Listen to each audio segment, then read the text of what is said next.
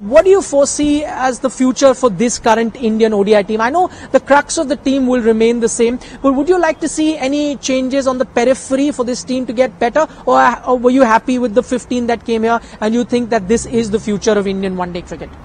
Look, if you're happy with what you have done, you will never improve. You've also got to look to improve, and I'm pretty certain that this Indian team would want to do that. But you know, the best part about these 5 names that you've taken, 4 of them are bowlers. It's bowlers which India need to win matches. If you have bowlers who are going to take 20 wickets for you, then you're going to win matches. If your bowlers are going to take 10 wickets in a one-day game, you're going to win more matches than you're going to lose. And I think that's what this attack has done for us.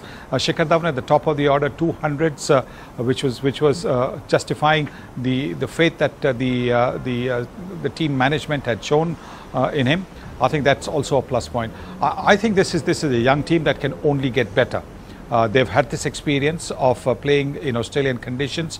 I just get the feeling that maybe if there hadn't been the tri-series, if they had been able to return home for a little while and then come back, then it might have been an even better performance, because sometimes you want to just come back home. It was a long stay. Look, they left the country, I think, in middle of November, and to be away for almost 4.5–5 months does take a toll.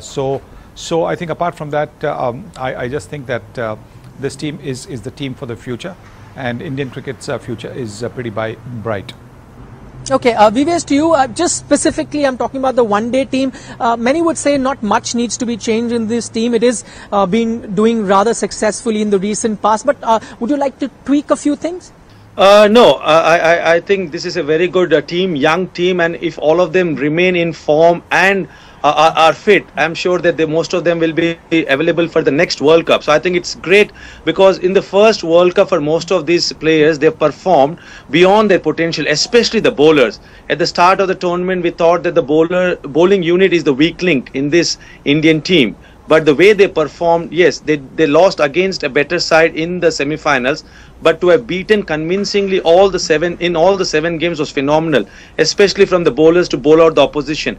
One thing, we require to find a solution for our all-rounder, and that's always been an issue for Indian team. So I would have liked Jadeja at number 7 to have scored or contributed more with the bat. And if we can look after that area at number 7, then I think it's fantastic, because we have seen in this tournament all the good teams have batting depth till number 8 or even number 9. So that's one area of concern. I believe that Ashwin and Jadeja can contribute a lot with their bat as well.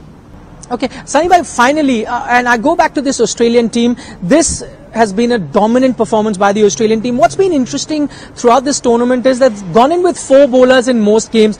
Many would say 4.5 bowlers if you counted Maxwell there. Do you think that should be the blueprint going ahead in ODI, and especially with the newer rules? India, on the other hand, was consistently playing 5 specialist bowlers. Well, India really had no option, because they didn't really have an all-rounder that the Australians had.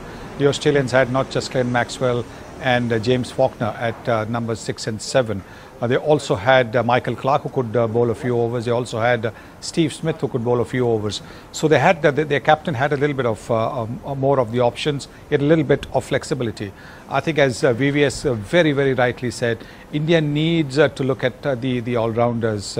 If they can get an all-rounder who can bowling all-rounder particularly, somebody who can come in and score runs at number 7 or 8 in one-day cricket, not just in Test cricket. In Test cricket, Ravichandran Ashwin does that job. Then I think India will be a side to reckon with. I think it's just that if they can get those 2 at number 7 and 8, guys who can bat usefully, contribute usefully down at 7, 8, then it'll be a great team. And also, I think what needs to be done is that our bowlers 9, 10, 11 need to be given a lot of batting practice, because they can make those 10 runs, 12 runs that can mean the difference between winning and losing a game.